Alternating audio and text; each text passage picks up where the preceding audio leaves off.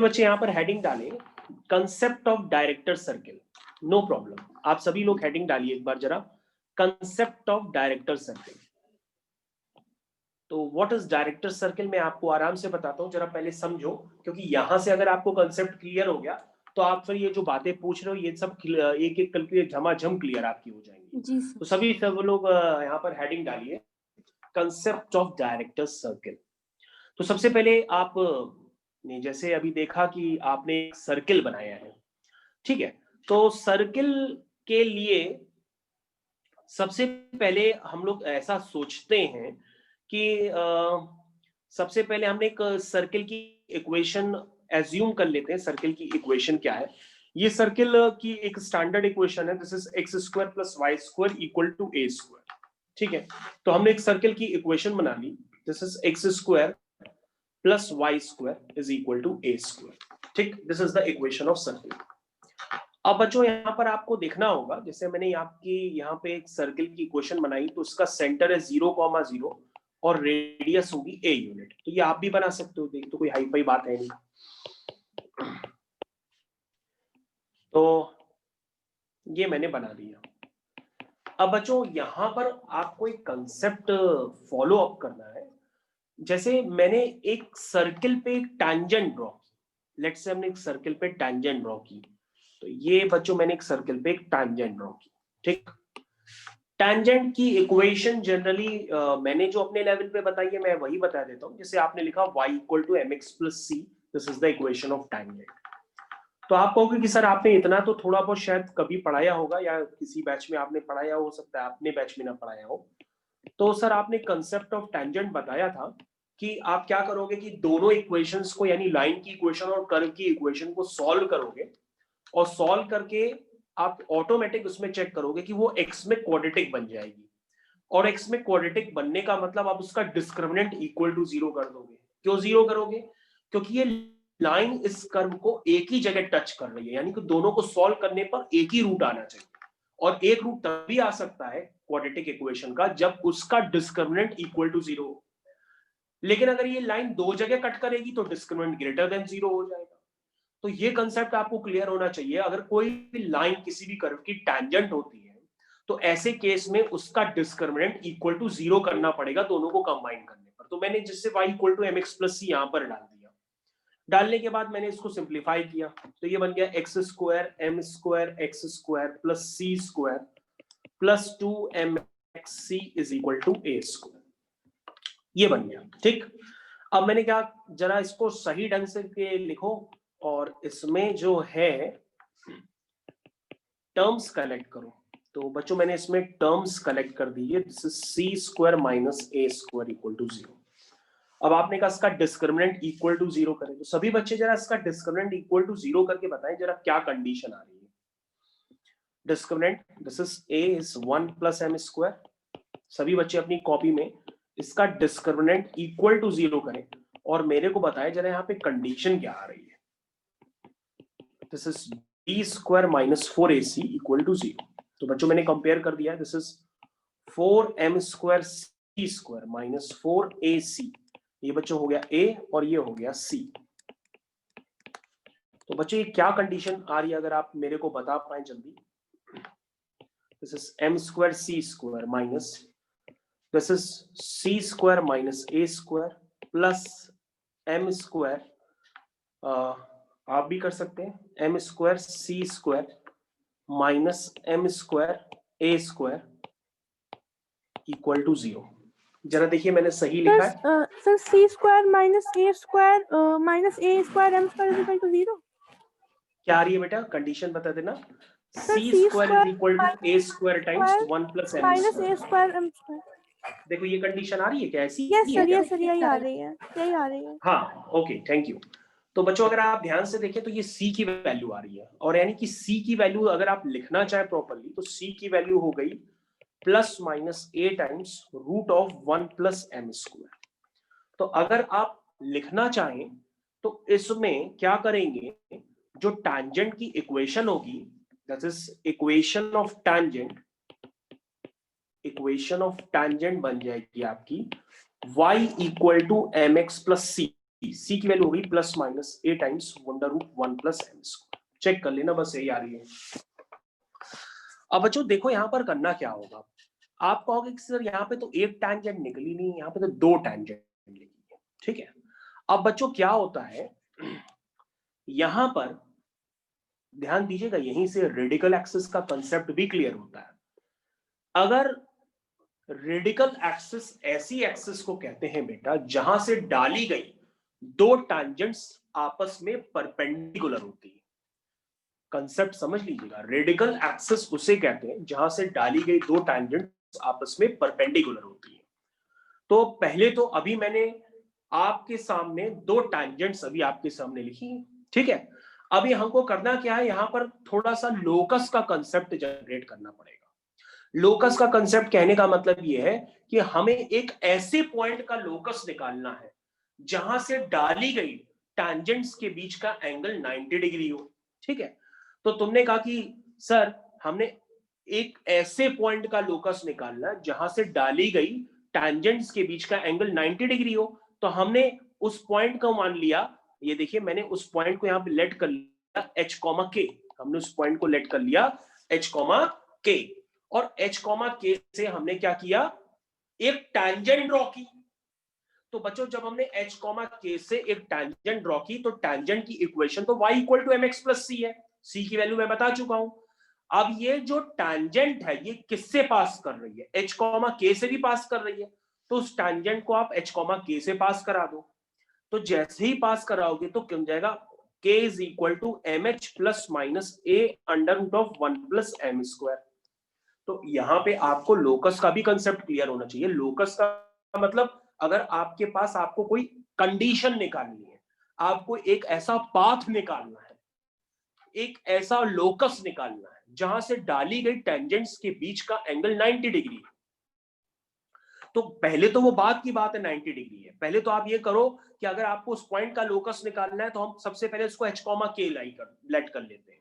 अब h के तो उस टेंजेंट पे ही लाई करेगा क्योंकि दोनों टेंजेंट्स वहीं से पास कर रही हैं, तो h के तो उसको सेटिस्फाई करेगा ही करेगा, तो हमने सेटिस्फाई करा दिया। सेटिस्फाई कराने के बाद हमने इसको लिख दिया k minus m H is equal to plus minus a under root of 1 plus M square, क्योंकि मेरे को उसको सिंप्लीफाई तो करना ही पड़ेगा। अब बच्चों हम इसको सिंप्लीफाई करते हैं, सिंप्लीफाई करिए तो ये आ जाएगा K square plus M square H square minus 2 M H K is equal to A square times 1 plus M square. ये देखो बच्चों हमने क्या किया, इस तरह से इक्वेशन का फॉर्मेशन कर दिया। अब आपको क्या करना है, आपके पास एक इक्वेशन आ गई जो टैंजेंट्स को रिप्रेजेंट कर रही है, वो टैंजेंट्स किससे पास कर रही है, h k से। तो सबसे पहले बच्चों आप ये काम करो, इसकी क्वाड्रेटिक बना लो, किससे, m में क्वाड्रेटिक बनाओ, जरा m में क्वाड्रेटिक बनाओ, तो ये बन जाएगा m स्क्वायर एच स्क्वायर। तो बच्चों वहां पर जो है राइट हैंड साइड पे a स्क्वायर एम स्क्वायर लिखा है, इसको उधर ले आओ, तो आ जाएगा minus M square a square, ठीक है, माइनस 2 एम एच के, ठीक है, plus k square minus A square equal to 0। अब बच्चों क्वाड्रेटिक इन m बना दो, तो जब बच्चों m में क्वाड्रेटिक बनाएंगे तो आपके पास कुछ इस तरह से इक्वेशन बन करके आएगी। जरा देखो, जरा इक्वेशन में बना रहा हूं, तो क्या बना, plus m times minus 2h k plus k square minus A square equal to 0। अब आप कहोगे सर आपने m में क्वाड्रेटिक बना दी, m क्या है, m इन दो टैंजेंट्स का स्लोप है। ये देखो मैंने दोनों टैंजेंट्स अब बनाने जा रहा हूं, ये देखो m क्या है, n टैंजेंट्स का स्लोप है, यानी m1 क्या रिप्रेजेंट कर रहा है, इसके स्लोप को, पहली वाली टैंजेंट के स्लोप को, m2 क्या रिप्रेजेंट कर रहा होगा, दूसरी वाली टैंजेंट के स्लोप को। अब आपको क्या निकालना है, एक कंडीशन कि ये जो टैंजेंट्स हैं ये आपस में परपेंडिकुलर है, परपेंडिकुलर है तो इनके स्लोप्स का प्रोडक्ट क्या होगा, -1 होगा। तो बच्चों ये जो m में क्वाड्रेटिक बनी है ये तो रिप्रेजेंट कर ही रही है दो टैंजेंट्स को जिनके स्लोप है m1 और m2। तो मैंने दो टैंजेंट्स बनाए, उनके स्लोप भी लिख दिए m1 और m2। तो आप इस इक्वेशन का प्रोडक्ट ऑफ रूट्स -1 कर दो। प्रोडक्ट ऑफ रूट्स क्या होता है, वो होता है c बाई a। तो देखो बच्चों ये c हो गया और ये बाई हो गया, c by a is equal to product of roots मैंने क्या किया, -1। तो प्रोडक्ट ऑफ रूट्स होता है बच्चों c बाई ए, और टैंजेंट्स परपेंडिकुलर होती है तो m1 m2 बराबर -1 होता है, तो मैंने -1 कर दिया। इसको सिंप्लीफाई किया तो ये आ गया k square minus a square is equal to minus का h square plus a square. और बच्चों अगर आप ध्यान से देखें तो आपके पास आया है k square plus h square is equal to 2a square. यानी कि बच्चों अगर आप लोकस निकालते हैं तो लोकस को निकालने के बाद आखिरी में h को x कर देते हैं, k को y कर देते हैं, तो आपके पास जो इक्वेशन बनी है वो बनी है x square plus Y square equal to 2a square. X square plus Y square is equal to 2a square. तो बच्चों ये क्या रिप्रेजेंट कर रही है, ये रिप्रेजेंट कर रही है किसको, एक डायरेक्टर सर्किल को। तो आपका जो सर्किल है उसका डायरेक्टर सर्किल भी क्या है, सर्किल, और डायरेक्टर सर्किल तो है ही, साथ में आपने रेडिकल एक्सिस भी समझ ली। रेडिकल एक्सिस क्या है, रेडिकल सेंटर क्या है, वो भी आप धीरे धीरे समझते चले जाओगे। ओके, सबसे पहले जरा हम लोग इसको कॉपी में लिख लें। ओके, तो बच्चों अगर आप ध्यान से देखें तो इसका कंसेप्ट आप फिर से नीट एंड क्लीन कर लीजिए। पहले तो उतना पता होना चाहिए, ऐसा ना हो ज्यादा समझने में कंफ्यूज आ जाए। तो इसके अंदर एक छोटा सा भी आप सर्किल बना सकते हैं, तो ये छोटा सा सर्किल मैंने इसके अंदर बना लिया। तो बच्चों अगर आप ध्यान से देखें तो आपको कंसेप्ट यहाँ पे क्लियर आएगा। दोनों सर्किल की रेडियस 0,0 है, इसकी रेडियस है a,0 और इसकी है √2a,0। ठीक है, तो इसका मतलब ये हुआ कि अंदर वाले सर्किल के बाहर एक जो सर्किल है, उस सर्किल से अगर हम कोई भी पॉइंट लेकर के दो टैंजेंट्स ड्रॉ करेंगे तो उनके बीच का एंगल क्या होगा, 90 डिग्री होगा। अंदर वाले सर्किल से अगर हम कोई भी दो टैंजेंट्स ड्रॉ करते हैं, पेयर ऑफ टैंजेंट्स, तो उनके बीच का एंगल क्या होगा, 90 डिग्री होगा। क्या होगा, 90 डिग्री होगा। तो अंदर वाले सर्किल का डायरेक्टर सर्किल क्या है, वो है x square plus Y square is equal to 2a square. तो पहले तो ये बात क्लियर होना चाहिए। और रेडिकल एक्सिस उसे कहते हैं जहां से डाली गई। ओके, तो पहले तो आप इसको इतना समझ लो, तो फिर मैं आगे बताता हूं। तो बच्चों ये आपको पढ़ाया गया था पहले। ओके बच्चों, तो कंटिन्यू करते हैं रेडिकल एक्सिस के साथ। मैंने आपको लिखवाया the radical axis of two circle is the locus of a point, is the locus of a point which moves so that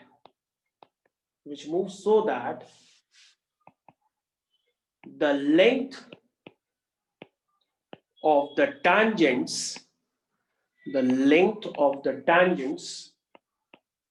drawn from it to the two circles are equal। तो बच्चों यहां पे आप ध्यान दीजिए, मैंने आपको क्या लिखा है, the radical axis of the two circle is the locus of a point which moves so that the length of the tangents drawn from it, समझ गए कि नहीं, जहां से डाली गई दो टैंजेंट्स होंगी उनकी लंबाई जो होगी वो बराबर होगी। ये इसका मतलब है। यानी एक ऐसी एक्सिस जहां पर हम कोई भी पॉइंट ले लें और उस पॉइंट को लेकर के अगर हम दो सर्कल्स पे टैंजेंट्स ड्रॉ करते हैं तो उनकी लेंथ क्या होगी, इक्वल होगी। तो उस एक्सिस पे उस पॉइंट का जो लोकस होगा वही कहलाएगा रेडिकल एक्सिस। समझ में आया? तो रेडिकल एक्सिस पे अगर हम कोई भी पॉइंट लेकर के दो सर्कल्स पे टैंजेंट ड्रॉ करते हैं तो उनकी लंबाई क्या होगी, बराबर होगी। तो अगेन मैं इस बात को रिपीट करता हूं, the radical axis of to circles is the locus of a point which moves so that the length of tangents drawn from it to the two circles are equal। okay, सबसे पहले हम यहां पे मान लेते हैं, let the equations of two circles be, तो बच्चों ये है, मान लीजिए मैंने दो सर्कल्स की इक्वेशन लेट कर ली, एक है x square plus Y square plus 2g1x plus 2f1y plus c1 equal to 0। और दूसरा सर्किल है बच्चों x square plus Y square plus 2g2x plus 2f2y plus c2 equal to 0। ठीक है, ओके। तो बच्चों आपको करना क्या है, आपको रेडिकल एक्सिस की इक्वेशन निकालनी है। तो मैं आपको इसका एक स्टैंडर्ड बता दे रहा हूं। तो आपके सबने बताया होगा कि जैसे equation of chord of contact आप लिखते हैं तो वो t इक्वल टू 0 होती है। इक्वेशन ऑफ टैंजेंट आप लिखते हैं तो t इक्वल टू 0 होती है। तो आपके सर ने आपको बताया होगा कि t का मतलब क्या होता है। t का मतलब आपके सर ने बताया कि एक्स स्क्वायर को रिप्लेस करते हैं x इंटू x1 से, y स्क्वायर को रिप्लेस करते हैं y इंटू y1 से। तो ऐसा सर आपके बताए कि नहीं बताया आपके? तो बताया है। Yes sir. ओके, तो बच्चों फिर कोई दिक्कत नहीं है, यानी कि आप यहां पर डायरेक्टली लिख सकते हैं the equation of the radical axis of two circles is s1 minus s2 equal to 0। तो रेडिकल एक्सिस बेसिकली अगर आपको निकालनी हो तो बहुत आसान से उसका स्टैंडर्ड होता है, आपको directly s1 minus s2 equal to 0 करना होगा, जहां पे s1 और s2 दो सर्कल्स की इक्वेशन होती है।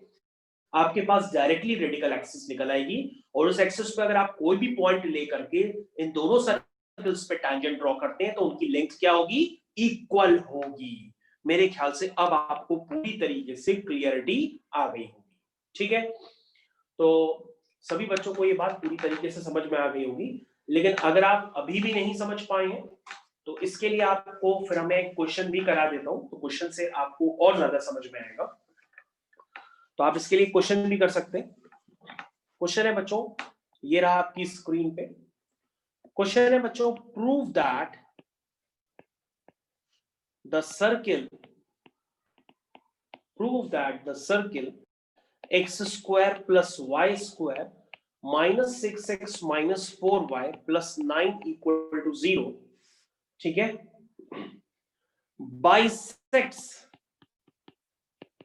The circumference of the circle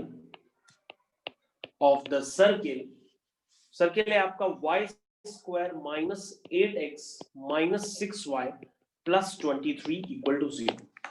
तो बच्चों मैंने आपको एक क्वेश्चन लिख के दिया है। क्वेश्चन है prove that the circle bisect the circumference of the circle.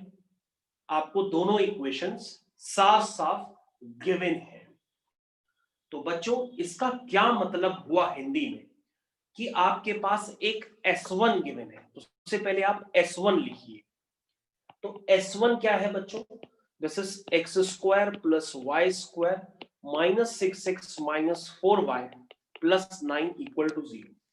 इसके बाद बच्चों आपके पास S2 गिवन है। S2 है x square plus Y square minus 8x minus 6y plus 23 equal to 0।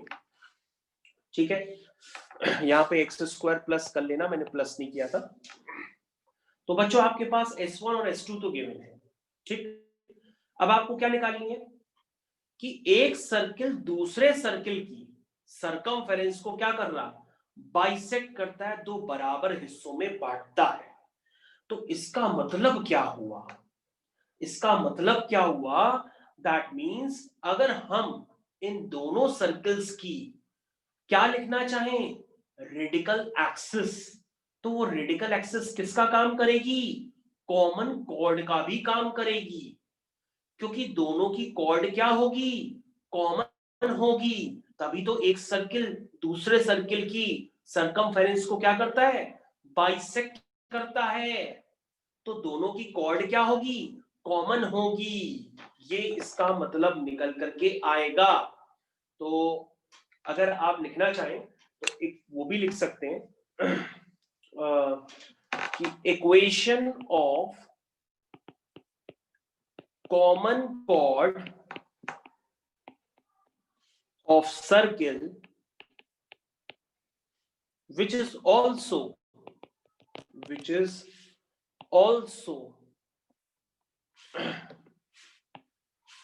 again which is also the radical axis of circles। तो उसको अगर आप अपनी कॉपी में डायग्राम बनाएंगे तो डायग्राम बना करके भी समझ सकते हैं, तो डायग्राम से आपको और ज्यादा क्लियर कट विजन आएगा। तो अगर आप कॉमन कॉर्ड की इक्वेशन लिखना चाहें तो आप कॉमन कॉर्ड की इक्वेशन भी क्या होती है, S1 minus S2 equal to 0 होती है, और रेडिकल एक्सिस की भी इक्वेशन क्या होती है, S1 minus S2 equal to 0 होती है। तो एक सर्कल अगर दूसरे सर्कल की सरकमफेरेंस को बाइसेक्ट करता है तो 100% जो उसकी कॉमन कॉर्ड होगी वो कहां से पास करेगी, सर्किल के सेंटर से पास करेगी। ठीक है ना। तो अगर आप देखना चाहें तो देख भी सकते हैं डायग्राम बना करके एक छोटा सा। तो ये बच्चों मैंने आपके सामने 2 डायग्राम्स बनाए हैं, और जहां तक है मैं आप इसको नीट एंड क्लीन आपको बना करके दिखाता हूं।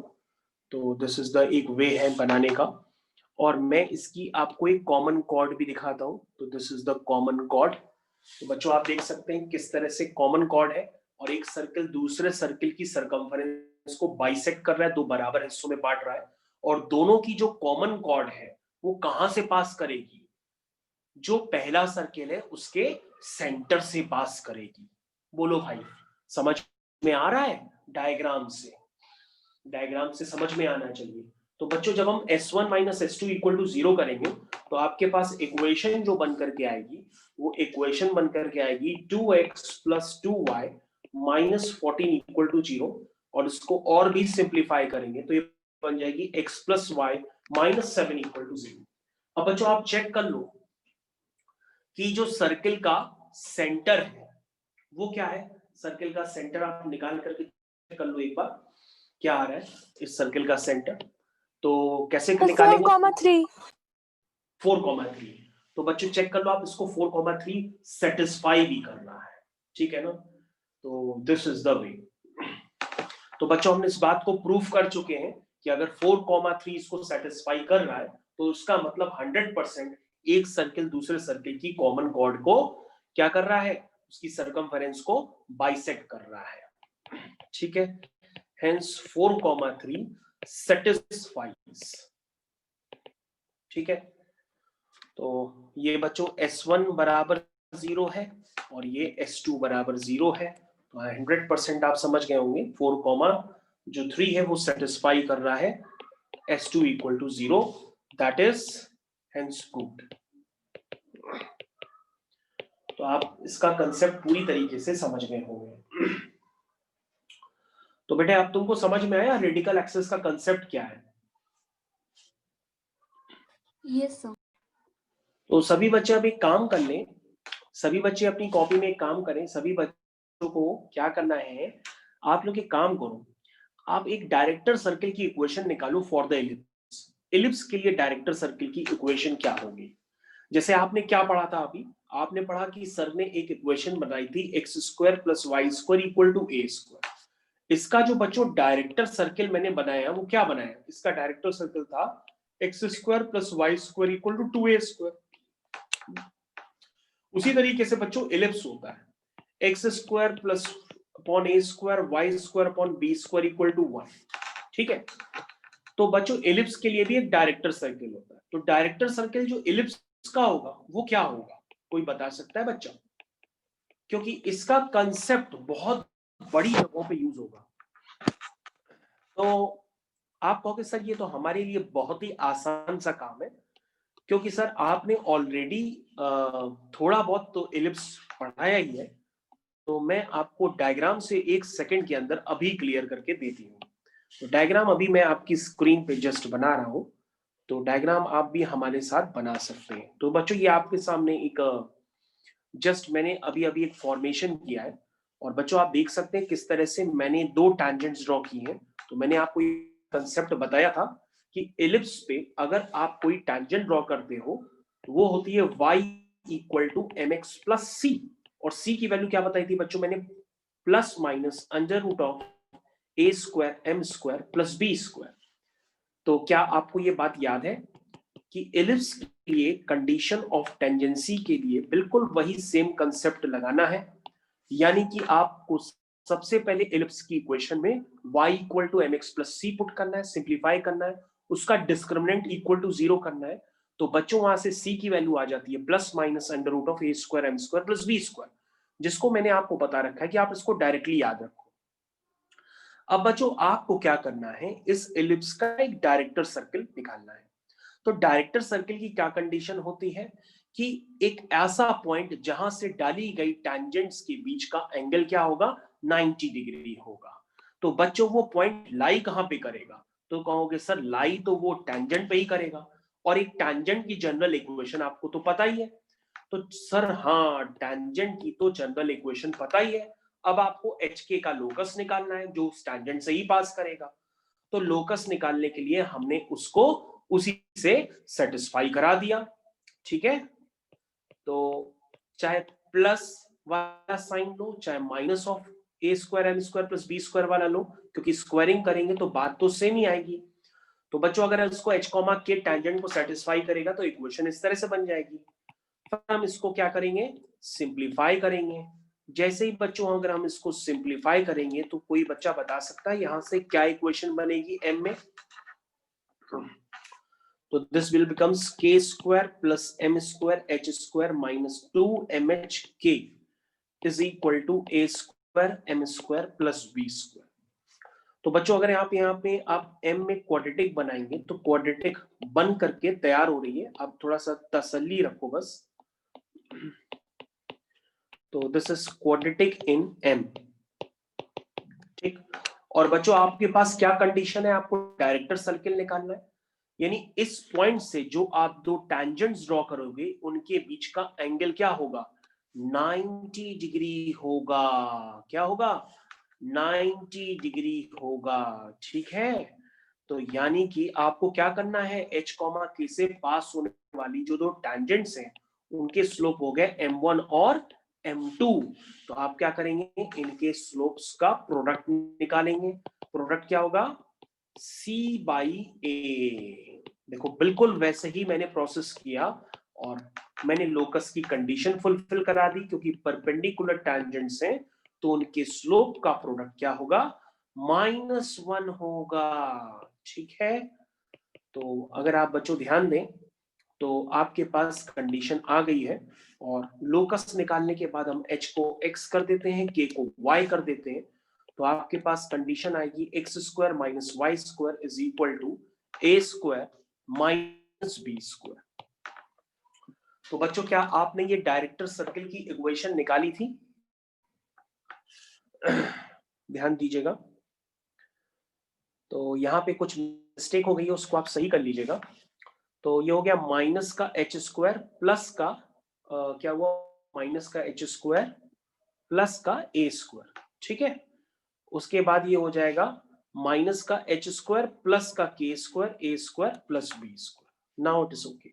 तो बच्चों this is the director circle of the ellipse, this is director circle of ellipse. तो आप देख सकते हैं इसको सर्किल क्यों कहते हैं, क्योंकि इसकी इक्वेशन में एक्स स्क्वायर और वाई स्क्वायर का जो कोफिशिएंट है वो 1 होना चाहिए।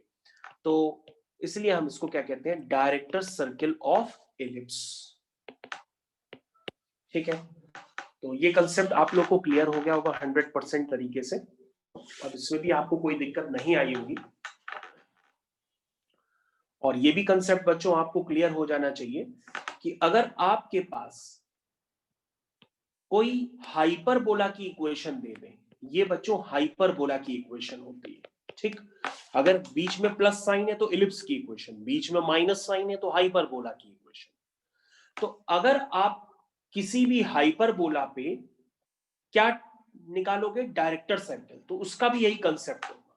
सबसे पहले आप क्या करोगे, इसमें y equal to M x plus c put करोगे।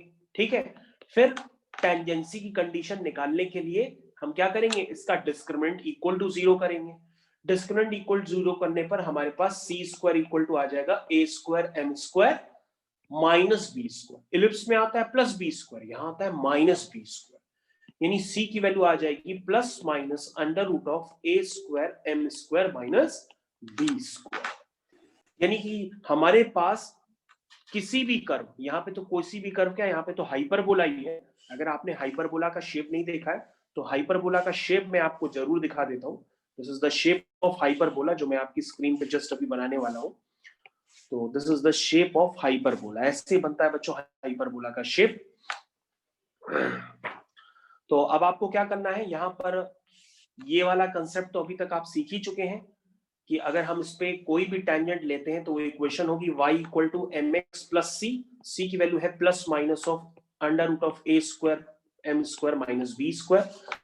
अब आपको डायरेक्टर सर्किल निकालना है, मतलब कंसेप्ट वही है कि आपको एक ऐसे पॉइंट का लोकस निकालना है जहां से डाली गई दो टैंजेंट्स के बीच का एंगल क्या हो, 90 डिग्री हो। तो उस पॉइंट का जो लोकस होता है वो एक सर्किल के फॉर्म में आता है, इसलिए हम उसको डायरेक्टर सर्किल कहते हैं। तो सबसे पहले h, k से अगर टेंजेंट पास हो रही है तो हम उसको पास कराएंगे, और बिल्कुल वही सेम कंसेप्ट यहां पे भी लगा देंगे। जैसे ही लगाएंगे तो आपके पास पूरा पूरा वैसे ही डाटा एक्यूमुलेट हो जाएगा। ठीक है, अब आप क्या करेंगे, दोनों तरफ स्क्वायरिंग करेंगे। जैसे ही स्क्वायरिंग करेंगे तो यहाँ का अंडर रूट हट जाएगा, तो क्योंकि हमने दोनों तरफ स्क्वायरिंग कर दी है। इसको सिंप्लीफाई करेंगे, K square plus M square H square minus 2k M H is equal to A square M square minus B square.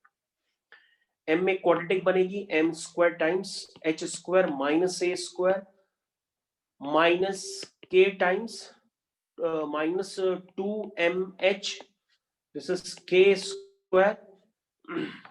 ठीक है, this is K square plus B square is equal to 0। तो बच्चों आप देख सकते हैं आपके सामने, अगर मैं ये प्रोडक्ट ऑफ रूट्स इसका -1 कर दूंगा, और प्रोडक्ट ऑफ रूट्स क्या है बच्चों, c अपॉन a।